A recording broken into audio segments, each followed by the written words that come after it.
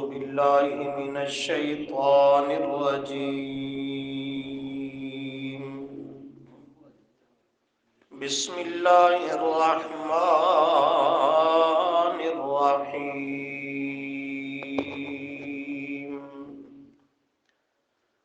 واضرب لهم مثل الحياة الدنيا كماء أنزلناه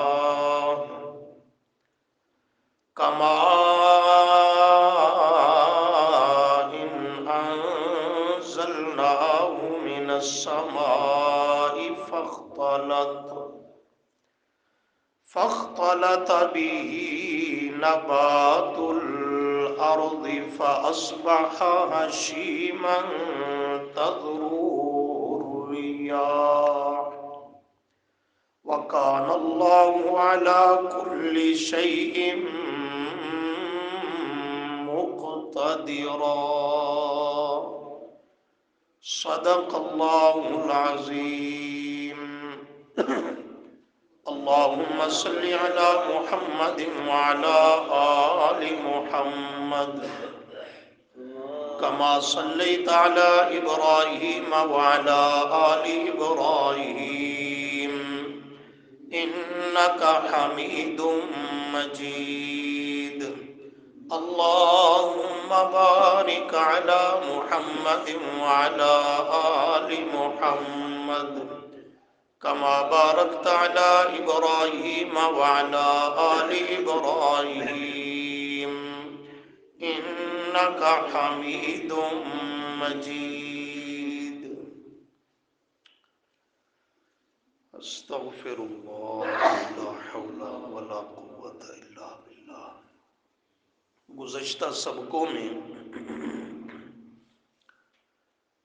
آپ حضرات کے سامنے دو آدمیوں کا قرآن کریم نے جو واقعہ بیان کیا وہ ذکر کیا گیا.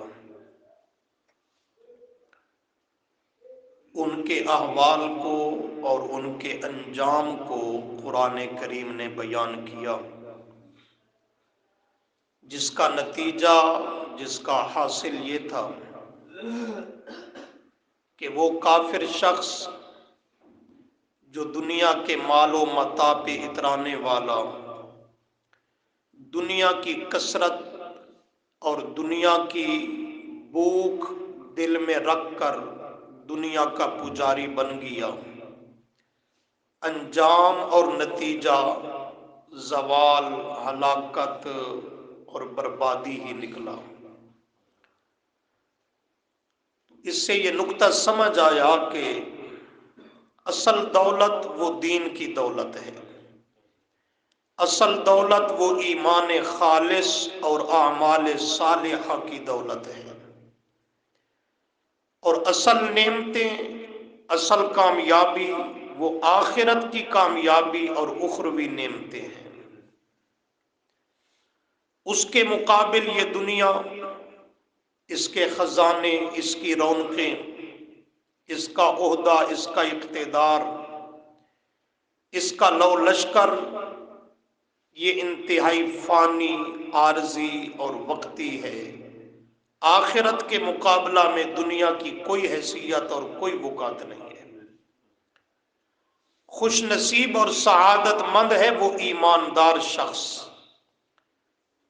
جسے آخرت اور اس دن کی کامیابی کی حقیقت، قدر و منزلت سمجھ آ جائے، اور دنیا کی بے ثباتی، دنیا کی بے وفائی، دنیا کی حقارت یہ اسے سمجھ آ جائے.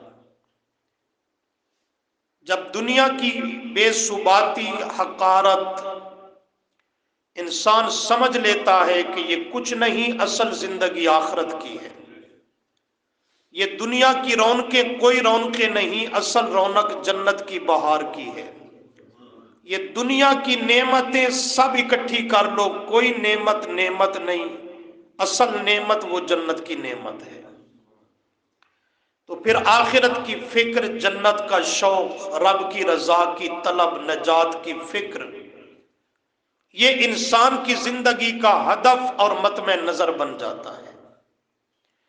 پھر وہ دنیا کماتا بھی ہے تو بقدر ضرورت، دنیا کے ساتھ اس کا تعلق بھی رہتا ہے تو بقدر ضرورت رہتا ہے۔ تو اللہ تعالیٰ نے اس سبق آموز واقعہ کو بیان کرنے کے بعد آج کے سبق کی آیت میں دنیا کی حقیقت کو بیان کیا کہ انسان اس پہ غور کر، اس کی حقیقت کو سمجھ اور پھر خود فیصلہ کر کہ اصل متاع اور اصل خزانہ کیا ہے۔ دیکھو جی، فرمایا وَاضْرِبْ لَهُم مَّثَلَ الْحَيَاةِ الدُّنْيَا، سبحان اللہ، وَاضْرِبْ اور بیان کرو میرے محبوب صلی اللہ علیہ وسلم، لَهُم واسطے ان کے لیے، ان کے سامنے بیان کرو کیا چیز؟ مثل الحیات الدنیا، مثل حال، مثل حال الحیات الدنیا، دنیا کی زندگی کا، دنیا کی زندگی کا حال، دنیا کی زندگی کی حقیقت، دنیا کی زندگی کا معاملہ میرے پیغمبر لوگوں کے سامنے بیان کرو۔ یا اللہ اس کی کیا مثال ہے؟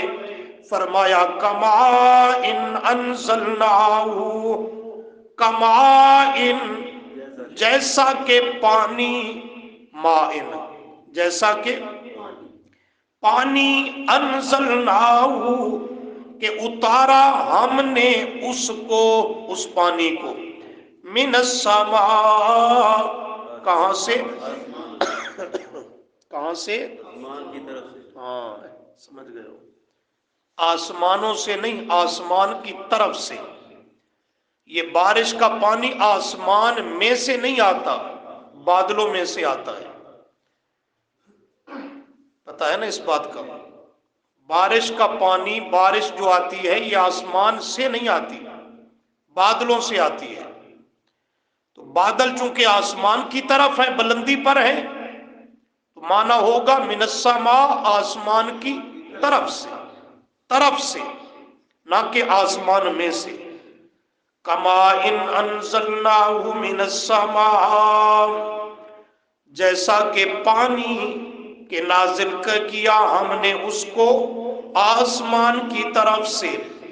زمین خشک تھی، اللہ نے آسمان سے بارشیں برسا کر پانی نازل کر کے اس کو سیراب کیا، زمین کی پیاس کو بجھا دیا، نتیجہ فاختلط، پس گنجان ملا جلا ہوا، بھی ساتھ اس بارش والے پانی کے، نبات الارض، نبات الارض اگے ہیں نباتات زمین کے، زمین کا سبزہ، اس کے نباتات، باغات اور کھیتیاں وہ اگی ہیں بارش کے پانی کے ذریعے، گنجان ہو گئی زمین سبزے کے ساتھ، فصلیں لہلہانے لگی، باغات ہرے بھرے نظر آنے لگے۔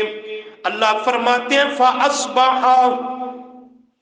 فَأَصْبَحَ پس ہو گیا، حشیماً اچانک، ریزہ ریزہ۔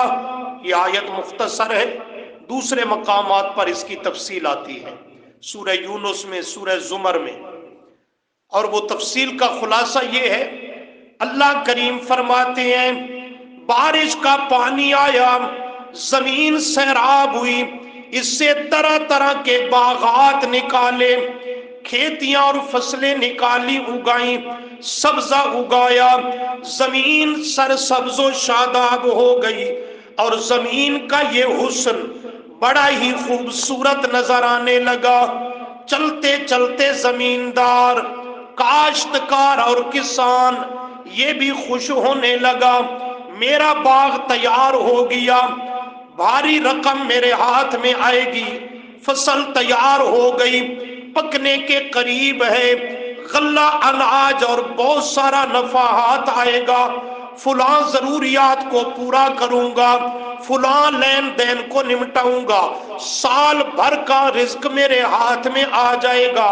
ये इस इंतजार में है, फसल और बाग का चक्कर फेरा लगाता है, देख देख कर दिल इसका खुश होता है। अल्लाह फरमाते हैं बस देखते ही देखते उसकी रंगत बदलने लगी, पीला जर्द होने लगी, रंगत बदलती गई कि एकदम अल्लाह करीम की तरफ से कोई आफत आन पड़ी, उस पे आंधी तूफान चलाया, याला बारी और मूसलाधार बारिशें बरसा कर अल्लाह करीम ने उस पूरे बाग को तबाह कर दिया, रेजा रेजा कर दिया, हशीमन रेजा रेजा हो गया, फसल तबाह हो बर्बाद हो गई और रेजा रेजा होकर तज़रूरिया, हवा ने उस जर्रात को भी उड़ा के मुंतशिर कर दिया, बिखेर के रख दिया। जमींदार और किसान की सारी उम्मीदें, मंसूबे, वो सारी प्लानिंग धरे के धरे रह गए। इसकी उम्मीदों पर यकसर पानी फिर गया, अपने मंसूबों में एकदम इसका वो सारा कुछ धरा का धरा रह गया। अल्लाह करीम फरमाते हैं ये है तुम्हारी जिंदगी की हकीकत। कैसे समझे हो? जमीन से सब्जा उगा, बागात उगे, फसलें खेतियां उगी, इंसान दुनिया में पैदा हुआ। इसको फिट भी करो ना, इंसान पैदा हुआ, फसल खेत बाग अपनी जवानी को पहुंचा, उसकी नशोनुमा, उसकी ग़िज़ा खुराक का इंतजाम किया, उससे गंदी बूटियों को निकाला, स्प्रे किए, जहरीले कीड़े और मादे खत्म हो जाएं, नुकसान ना पहुंचाएं। इंसान भी बचपन में आया, लड़कपन में आया, माँ बाप इसे भी पालते पोसते हैं, इसकी ग़िज़ा नशोनुमा वो सब कुछ इसका इंतजाम करते हैं। फसल अपने जवानी को पहुंचती है, इंसान भी अपनी जवानी को पहुंचता है। उधर जमींदार फसल के इर्दा गिर्द चक्कर लगाता है, उसका दिल खुश होता है, झूम उठता है अपने खेत को देखकर, और उसकी उम्मीदें आसमान से टकराने लगती हैं, ये करूंगा वो करूंगा। बेटा जवान होता है, माँ बाप भी अपनी इस खेती को देखकर खुश होते हैं। खेती है ना औलाद, खेती है, खुश होते हैं। बेटा जवान हुआ, मेरा बाजू बनेगा, मैं मजबूत हो जाऊंगा, मेरा हाथ बिटाएगा, मेरे लिए आसानियां पैदा होंगी। अल्लाह करीम फरमाते हैं फिर उस फसल का रंग जर्द होने लगा, इसकी जवानी भी गुजरने लगी और फिर बुढ़ापे में ढलने लगा। बुढ़ापे में रंग बदल जाता है, उधर फसल पकने के करीब है तो उसका भी रंग बदल जाता है। बुढ़ापा मुस्तकिल एक बीमारी और बला का नाम है, जो जवानी का हुस्न छीन लेता है, शबाब को छीन लेता है, अक्लो शऊर को छीन लेता है। बुढ़ापा ताकत कुव्वत को छीन लेता है, कुव्वत मुदाफियत खत्म, बीमारियों का ये मरकज और महवर और घर बन जाता है। अचानक उम्मीदें लगी हैं, ये करूंगा वो करूंगा, ये होगा वो होगा। जैसे जमींदार किसान की उम्मीदें फसल पे लगी हैं, उधर अचानक कोई आफत आती है, सब कुछ को गारत करके रख देती है। इधर अचानक इजराइल सिरहाने पहुंच जाता है, इंसान की जिंदगी का किस्सा तमाम कर देता है। बस ये हकीकत है, ये हकीकत है कि फसल अपनी जवानी को पहुंचती है, फिर रंग उसका जर्द होने लगता है, बदलने लगता है। रंग का बदलना इस बात की निशानी होती है कि अब थोड़ा वक्त बाकी है, उसके बाद इसे काट दिया जाएगा या फिर कोई आफत इसको सत्यानाश कर देगा। ऐसे ही होता है ना। तो हमें दावत फिक्र है कि जब तुम्हारे भी रंग बदलने लगे तो आखिरत की फिक्र तेज कर दो। रंग बदलते हैं कि नहीं बदलते? ये बालों का सफेद हो जाना उम्र के तकाजे के लिहाज से, آج کل تو بچوں کے بھی بال سفید ہو جاتے ہیں. ہماری خوراکیں کیمیکل، یہ بھی ایسا گدا ہے. ان کی بات نہیں ہے، عمر کے تقاضے کی وجہ سے جب بال سفید ہوں تو سمجھنا چاہیے رنگ بدلنے لگا ہے. ایک روایت میں آتا ہے نبی علیہ السلام نے فرمایا موت کی خبر کسی کو نہیں کہ کس وقت آئے گی، ہاں اس کی بعض علامتیں ہوتی ہیں. کیا علامتیں ہیں؟ فرمایا بالوں کا سفید ہو جانا موت کے قریب آ جانے کی، زندگی کی تکمیل کی علامت ہے. اور فرمایا دائمی بیماری اور کسی مرض میں مبتلا ہو جانا. ایک ہے وقتی کوئی بیماری آ گئی، ہفتے 10 دن کے بعد ٹل گئی، بخار ہوا، پیٹ درد ہوا، سر درد ہوا، یہ وقتی ہے. ایک دائمی کسی مرض میں مبتلا ہو جانا، یہ بھی موت کی اطلاع اور پتہ دینے کے لیے ہوتی ہے. تو ایسے حالات میں آدمی کو آخرت کی فکر، اپنے ایمان کی فکر وہ بڑھا دینی چاہیے. حدیث میں آتا ہے جوں جوں آدمی اپنی موت کے قریب ہونا شروع ہو جاتا ہے تو اس ابلیس شیطان کی کارستانیاں بھی بڑھنی شروع ہو جاتی ہے کہ یہ اب خاتمے کے قریب ہے تو اس کا خاتمہ خراب اور برباد کر دو. اصل اعتبار تو خاتمے کا ہے نا. جو انسان اپنی موت کے قریب سے قریب تر ہوتا چلا جاتا ہے اس پر شیطان کی محنت بڑھ جاتی ہے. وہ بھی محنت بڑھاتا ہے. کیوں؟ وہ بڑا گرو ہے، اسے پتا ہے خاتمہ ایمان پر ہو گیا تو یہ کامیاب ہو جائے گا، لہذا اب خاتمے کے قریب ہے، اس سے کہیں نہ کہیں ایمان چھیننے کی کوشش کروں. تو جیسے اس کی محنت بڑھ جاتی ہے، ہمیں بھی اپنے ایمان کی بقا کے لیے اپنی محنت کو بڑھانا چاہیے. اور ایمان اور اپنے خاتمے بالایمان کی سب سے زیادہ فکر وہ کرنی ہے تو اس کا تعلق قرآن ہے. اس کا تعلق قرآن ہے، کیونکہ قرآن سے جس کا سچا تعلق ہے، اس کو سمجھتا ہے، اس میں غور و فکر کرتا ہے، تدبر کرتا ہے، تو اس کے ایمان کا محافظ اللہ بن جاتا ہے. اس کے علاوہ کوئی ذریعہ نہیں ہے ایمان کی بقا اور اس کے تحفظ اور حفاظت کا. خاتمہ بالایمان اگر آدمی چاہتا ہے تو اس کا ذریعہ صرف قرآن سے تعلق قائم کرنا ہے. نوافل بہت پڑھنے سے اجر ملے گا ایماندار آدمی کو، نوافل زیادہ پڑھنے سے اجر ملے گا، لیکن ایمان کی حفاظت کی گارنٹی اس میں نہیں ہے. ذکر اذکار بہت کرنے سے اجر ملے گا، نیکی ہے، اچھی بات ہے، لیکن ایمان کی گارنٹی اس عمل پہ نہیں رکھی. کثرت کے ساتھ تلاوت کرنے سے اور عمل عبادت کرنے سے اجر ملے گا، اچھی بات ہے، کرنی چاہیے، لیکن ایمان کی حفاظت کی گارنٹی اس پہ نہیں ہے. ایمان کی حفاظت کی گارنٹی ہے تو صرف قرآن مقدس کے ساتھ سچا تعلق قائم کرنے کی بنیاد پر ہے. کیوں؟ آپ کہیں گے وجہ یہ ہے کہ جب آدمی قرآن میں غور و فکر کرتا ہے، درس سنتا ہے، درس دیتا ہے، گھر میں بیٹھ کر اس کا اردو ترجمے موجود ہے، پڑھتا ہے، اس میں غور اور تدبر کرتا ہے، تو قرآن کریم کا یہ فیصلہ ہے کہ اذا تلیت علیہم آیاتہ زادتہم ایمانا. ایک فائدہ یہ ہوتا ہے کہ زادتہم ایمانا، اس کا ایمان اور بڑھنا اور ترقی کرنا شروع ہو جاتا ہے. اس نقطے کو سمجھو. قرآن سے ایمان کی حفاظت کیسے ہوگی کہ قرآن کے ذریعے انسان کا ایمان اور ترقی کرتا ہے، باکمال ہوتا ہے، بڑھتا ہے. یہ قرآن کی آیت ہے. ایک نمبر 2، 13ویں پارہ میں فرمایا الذین آمنوا وتطمئن قلوبہم بذکر اللہ. بذکر اللہ، بکتاب اللہ.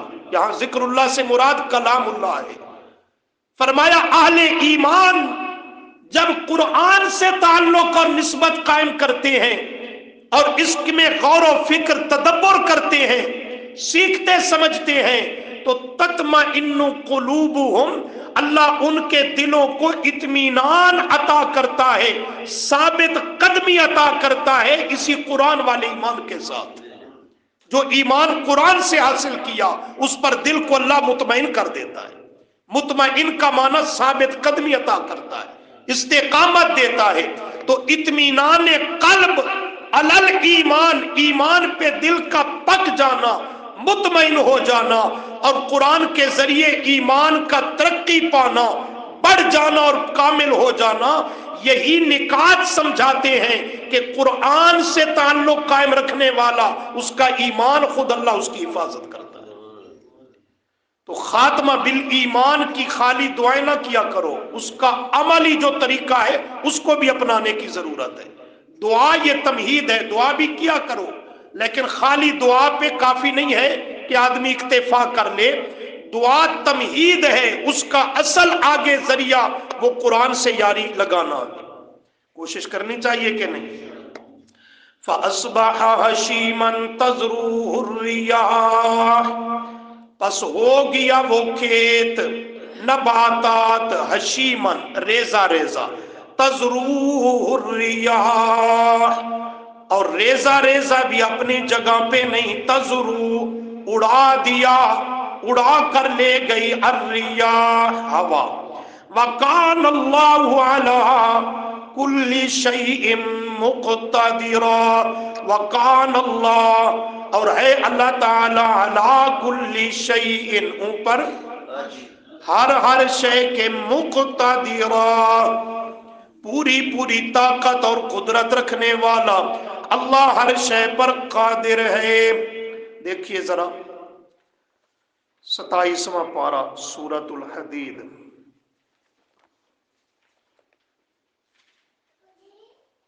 27واں پارہ سورۃ الحدید،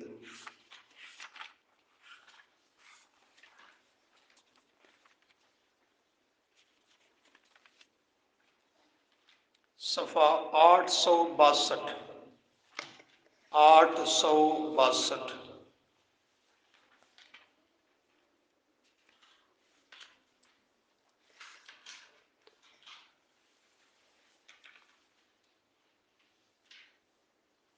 صفحے کی دوسری سطر، سورۃ الحدید کی آیت نمبر 20، 19 کے بعد 20 مل گیا جی. ذرا غور کریں. اعلموا انما الحیات الدنیا، اعلموا جان لو، اعلموا خوب جان لو، معلوم کر لو، انما الحیات الدنیا سمجھنا کہ بے شک زندگی دنیا کی یہ کیا ہے، لعب و لہو، کھیل تماشا، لعب لہو کھیل تماشا. نمبر 2 سمجھنا آیت کو، وزینت اور زیب و زینت، زینت ہار سنگار، زیب و زینت جھوٹی اور عارضی وقتی رونقیں.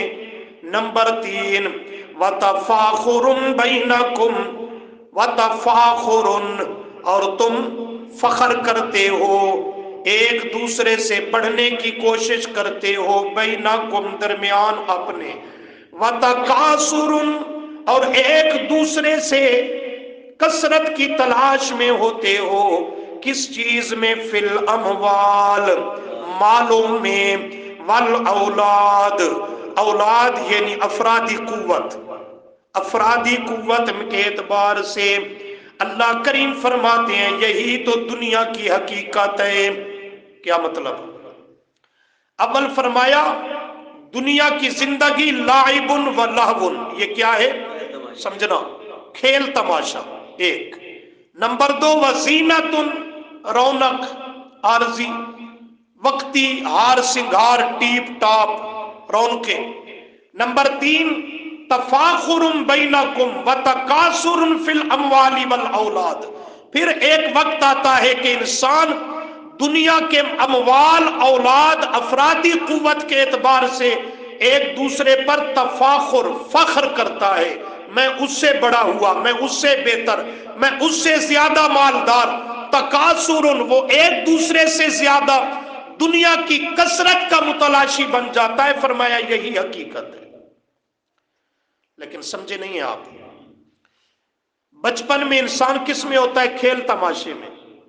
یہ ہے لائبن و لہون. تمہاری بچپن کی زندگی وہ کھیل تماشے میں گزرتی ہے. آیت کو سمجھو.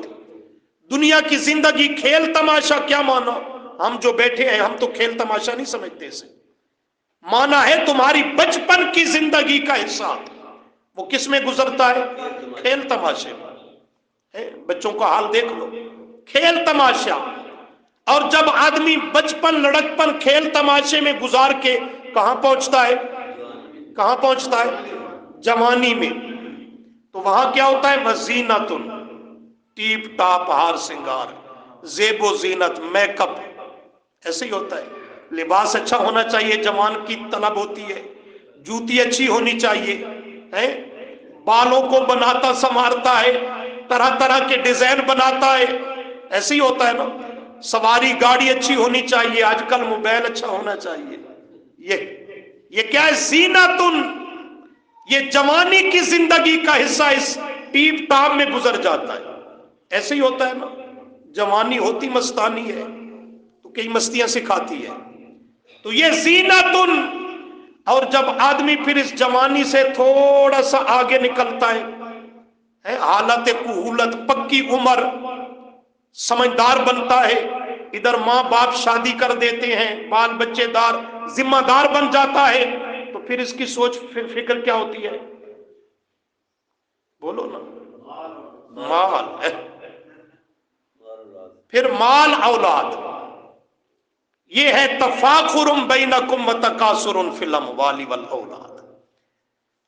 شادی ہو گئی، بال بچے دار بن گیا، اب اس کی سوچ فکر مطمع نظر ٹارگٹ ہدف وہ صرف ایک ہی ہے، مال جمع کرنا ہے، مال بنانا ہے، بچوں کا مستقبل ہے، تعلیم و تربیت ہے.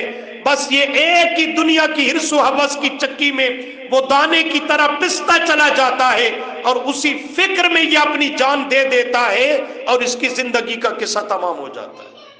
تو لائبن و لہبن یہ ہمارے بچپن کی منظر کشی کی قرآن نے. زینتن ہماری جوانی کے حال کو ذکر کیا. تفاخر بینکم وتکاثر فی الاموال والاولاد، اس میں ہماری یہ جوانی کے بعد کی زندگی کے حصے کو ذکر کیا. اللہ فرماتے اب بھی اگر بات سمجھ نہیں آئی تو ذرا آگے غور کر. کمثل غیث اعجب الکفار، کمثل جیسا کہ مثال ہے، غیثن بارش کی، غیث بارش کی، کہ جب وہ برستی ہے زمین سیراب ہوتی ہے تو اعجب الکفار، اعجب بہت خوش ہوتا ہے، بہت خوش ہوتا ہے، الکفار جمع کافر کی. کون خوش ہوتا ہے؟ کافر. مانا کسان، مانا زمیندار. آپ کہیں گے قرآن نے اس بیچارے پہ فتویٰ کیوں لگا دیا؟ تو یاد رکھیں کفر کا معنی ہوتا ہے شے کا چھپانا، شے کا چھپانا. کافر کو کافر بھی شریعت تب کہتی ہے کہ وہ حق کو چھپا کے کفر کو ظاہر کرتا ہے، حق کو قبول نہیں کرتا، کفر کو اختیار کرتا ہے. تو حق پہ پردے ڈالتا ہے، چھپاتا ہے، انکار کرتا ہے، وہ اس بنیاد پہ شریعت اسے کافر کہتی ہے. لیکن یہاں وہ کافر مراد نہیں، لغوی لفظی معنی ہے کہ زمیندار یہ دانہ چھپاتا ہے زیر زمین. ایسے کرتا ہے نا، دانہ چھپاتا ہے، ایمان نہیں چھپاتا، دانہ چھپاتا ہے. تو مانا اعجب الکفار، خوش ہوتے ہیں بیج دانہ زمین میں چھپانے والے، ڈالنے والے، اوپر ہل چلانے والے. مراد زمیندار، کاشتکار، کسان یہ خوش ہوتے ہیں. کیوں؟ بارش برسی، اس سال اچھا فصل ہوگا، اچھی امیدیں وابستہ ہو گئیں. اللہ فرماتے ہیں نباتو، پھر وہ نباتات، باغات اگتے ہیں، زمین وہ سرسبز و شاداب ہوتی ہے، کھیت لہلہانے لگتے ہیں، اپنی جوانی کی طرف بڑھتے ہیں. ثم پھر یہیجو فتراہ مصفرن، وہ پکنے کے قریب جب پہنچتی ہے فصل کھیت تو اس کا مصفرن رنگ زرد پڑ جاتا ہے، پیلا ہو جاتا ہے. اور پھر सुम्मा यकूनु हो जाता है हुतामन रेजा रेजा, तबाह और सब कुछ गारक आंधी तूफान, वही जो पहले मिसाल समझाया हूं उसी को बयान किया। तो फरमाया फिल वफिल आखिरती, और आखिरत में अजाबुन शदीद, दो चीजें हैं, एक तो अजाब शदीद सख्त अजाब, और दूसरी चीज है वह मगफिरतुम मिनल्लाहि व रिजवान, अल्लाह की तरफ से निरी बख्शिश और उसकी रजा। ये आखिरत में दो चीजें होंगी, अल्लाह का गजब और उसकी रहमत, नजात और हलाकत, जन्नत और जहन्नम, सख्त अजाब और बख्शिश, अल्लाह की रजा। फरमाया अब तुम्हें दुनिया में अपना फैसला करना होगा कि तुमने इनमें से किस चीज को हासिल करना है, फिर उसी राह पे चलना होगा। बाकी रही दुनिया तो फरमाया वमल हयातुद दुनिया, नहीं है दुनिया की जिंदगी इल्ला मताउल गुरूर, मगर मता थोड़ा आरजी नफे की चीज, अल गुरूर ज्यादा धोखे का घर, जो आखिरत से इंसान को धोखे में डाल देती है। मता, मता उस चीज को कहते हैं जिससे वक्ती बवक्ते जरूरत आदमी नफा फायदा हासिल करके उसे फेंक दे, फिर उसकी परवाही ना करे। कौन सी चीज होती है? इसकी मुफस्सिरीन ने एक मिसाल दी है। आजकल तो जदीद दौर है, ये बर्तन साफ करने के लिए वो तार आ गई। इससे पहले हमारी माएं बहनें वो बर्तन कैसे साफ करती थी? कपड़ा, कपड़ा भी एडी पुरानी शय नहीं। इस तो पहले आपके यहां रिवाज है कि नहीं, दरख्तों के पत्ते तोड़कर, है रिवाज पहले है, चलो कपड़े कोई ले लो, हाँ, उनको लेकर के वो एक इकट्ठे करके फिर उसके जरिए वो बर्तन को मांजती थी, साफ करती थी। कपड़ा टाकी ले लो, ये भी उसी की तरह है, और वो उसके जरिए बर्तन को साफ किया और फिर उसको संभाल के रखती थी, उधर ही डाल दी, उधर ही फेंक दी। ये है मता, वक्ती उससे नफा हासिल किया, काम ले लिया, फिर उसकी परवाह नहीं, फिर उसको वहीं पे छोड़ दिया, उसको संभाल संभाल कर नहीं रखा। फरमाया यही हाल है दुनिया का, इसको बवक्ते जरूरत इस्तेमाल किया करो, इसके साथ दिल न लगा लिया करो, इसको सीने से न लगा लिया करो, मकसद न बना लिया करो। ये बकदरे जरूरत है, मकसद वो आखिरत है। तो फरमाया वमल हयातुद दुनिया इल्ला मताउल गुरूर। अल्लाह अमल की